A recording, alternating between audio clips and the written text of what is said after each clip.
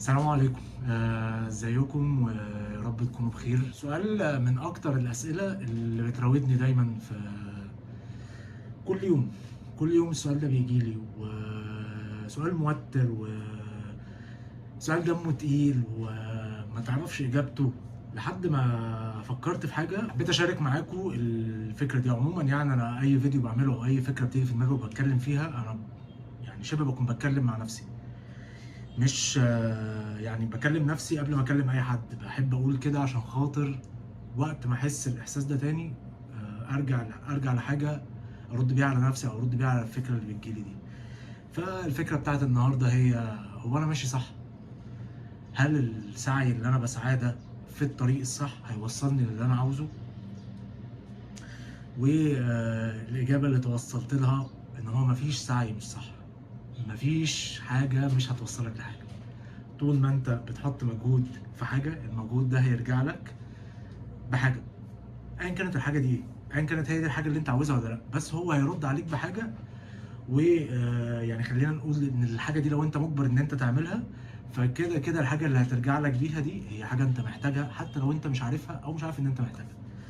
يعني مثلا المثال اللي انا فكرت فيه اللي وصلني للنقطه دي: السنه بتاعت الجيش. لما انا دخلت الجيش، السنه بتاعت الجيش دي كان يعني كل يوم قبل ما انام واول ما بصحى يعني بقول ليه انا بيحصل معايا كده؟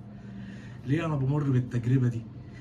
مع ان انا يعني حاجه غريبه جدا، ما تبقاش فاهم ايه لازمه اللي بيحصل ده، وانت بتتعلم ايه، وانت شايف ان انت مش بتستفاد حاجه، وان السنه دي رايحه في الولا حاجه، وان حرام الوقت ده، والوقت ده لو كنت استفدت ولا كنت استخدمته في كذا ولا اتعلمت فيه كذا كان زماني استفدت اكتر. المفاجاه بقى ان انا بعد ما خلصت السنه بتاعت الجيش اكتشفت ان انا كان لازم امر بالتجربه دي بالشكل ده، بالتفاصيل دي، بالمواقف دي، بالتجديرات دي، بالحاجات الحلوه دي، بالناس دي، كل التفاصيل الكبيره والصغيره كان لازم امر بيها.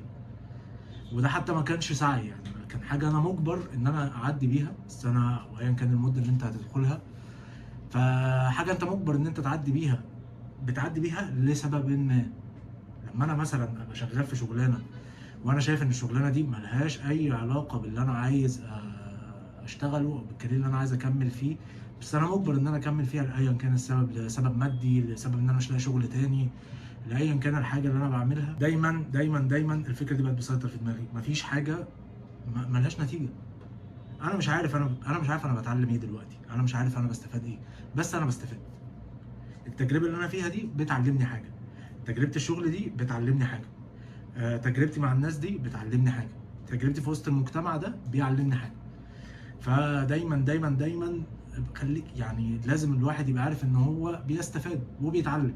مش لازم تشوف نتيجه اللي انت بتتعلمه دلوقتي، ممكن تشوف كمان سنه، كمان اتنين، كمان 10، كمان 20 سنه، تلاقي نفسك ايه ده؟ اه تصدق صح، ده انا السنه دي ولا السنتين دي ولا الخمس سنين اللي قعدت اعمل فيهم كذا دول كانوا محوريين في تكوين شخصيتي، وعلموني ازاي ابقى شخص ديسيبلين، ابقى شخص ملتزم، ابقى شخص قادر ان انا ادوس على نفسي عشان خاطر انا عارف ان انا عندي اكتر من كده. غيروا المنتاليتي بتاعتي، وغيروا طريقه تفكيري وعقليتي، وخلوني شخص اقوى ذهنيا. ويعني بص، هتلاقي دايما الاجابات عماله تنور لك في الطريق طول ما انت بتكمل. تيجي تبص لورا تقول: ياه، ده السنه دي ده انا اتربيت فيها.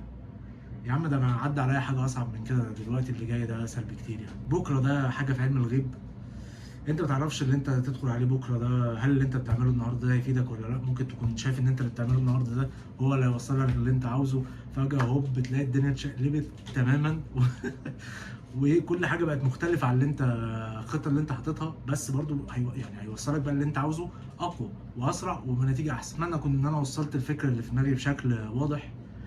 ولو اي حد مر بنفس التجربه دي، مر بتجربه هو ما كانش فاهم هو بيسعى فيها صح ولا غلط، واكتشف بعد كده ان نتيجه السعي دي فعلا وصلته اللي هو عايزه، بعد كده شاركها معانا. وشكرا ليكم، والسلام عليكم ورحمه الله وبركاته.